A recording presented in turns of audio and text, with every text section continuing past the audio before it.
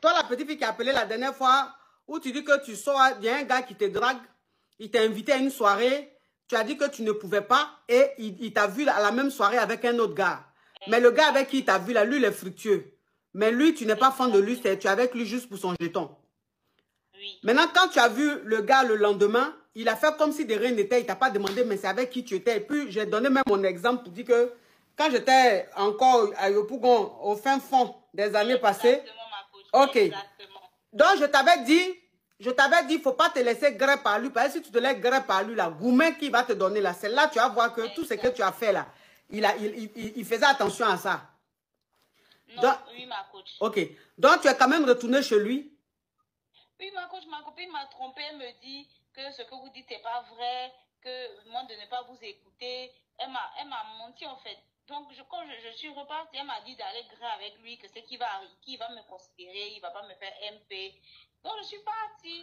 Donc, ça veut dire que quand tu es monté ici, je t'ai dit, lui là, il faut tout faire, il ne faut pas gré lui. Parce que si tu gré lui là, Goumen, il va te donner, tu ne vas pas comprendre là. Ta copine t'a dit qu'il ne faut pas m'écouter, que c'est n'importe quoi, il faut aller gré le gars, que le gars est fond de toi, vous allez être ensemble, ça va bien se passer. Donc, tu es allé chez le gars, vous avez gré. Et depuis vous avez gré, vous êtes séparés, il ne t'appelle plus, il ne te répond plus. Il m'a bloqué ma copine.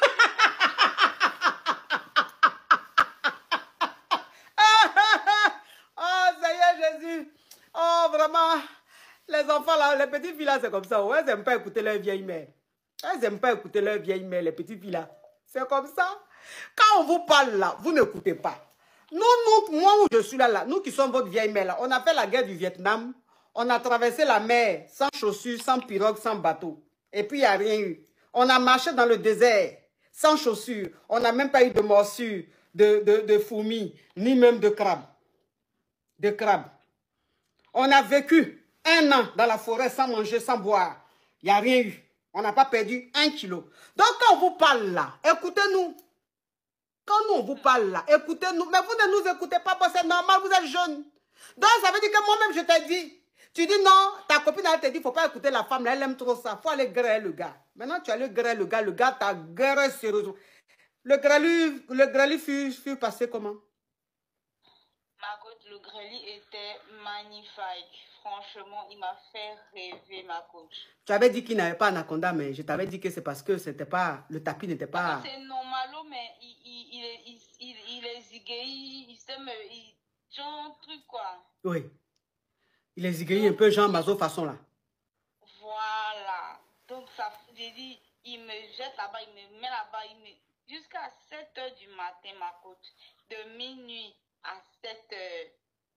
On est dedans. Oh, moi-même, il y a longtemps, il était coagulé. Mais ton fructueux, là, lui, ne te graissait pas? Ma coach, c'est à l'amour, à l'amour. À l'amour, à l'amour. Donc, les toits d'araignée étaient toujours là. Hein?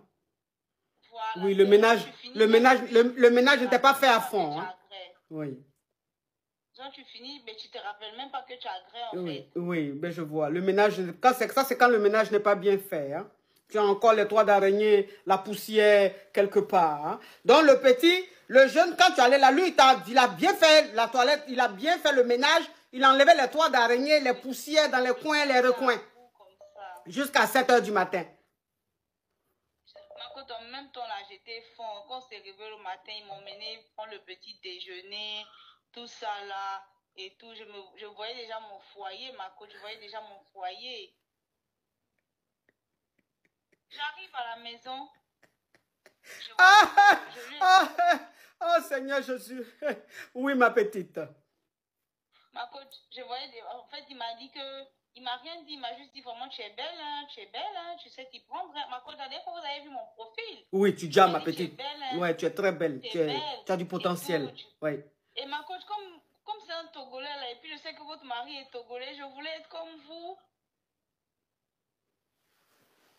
Je voulais vous ressembler, en fait. Je me suis dit que lui aussi va me marier, comme je suis une caviar. Franchement, de vendredi jusqu'à aujourd'hui, là, même message, il ne m'a pas envoyé. Mais quel est le rapport avec l'origine de mon mari? Mais écoute, c'est parce que je voulais goûter un Togolais, en fait. Maintenant, tu l'as goûté, comment tu trouves la saveur? Eh, ma coach, mais pourquoi il m'appelle plus ma coach? Ah, c'est bien. Ah, vraiment, la petite fille là, vraiment. Alors, qu'est-ce que je dois faire? C'est pourquoi je vous ai appelé. Quel conseil je dois faire, ma coach? Pardon. Oh, tu peux rien faire. C'est fini. Tu sais comment on appelle ça? Eh, ma coach, pardon. Vous me donnez un conseil.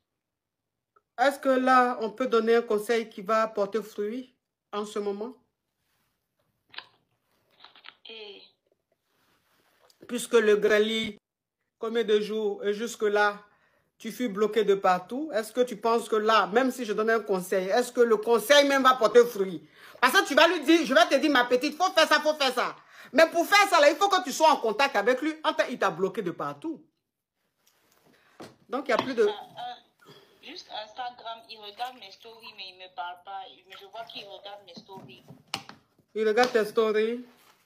Oui, ma coach. Ok. Mais il ne m'écrit pas. Ah, d'accord. Donc, il t'a bloqué sur le numéro, mais sur Instagram, vous êtes encore amis. Je vois qu'il regarde mes stories. Dès que je mets une story, il regarde. Dès que je mets une story, il regarde, mais il ne m'écrit pas, il ne me parle pas. D'accord. Tu sais ce que tu vas faire? Non, ma coach.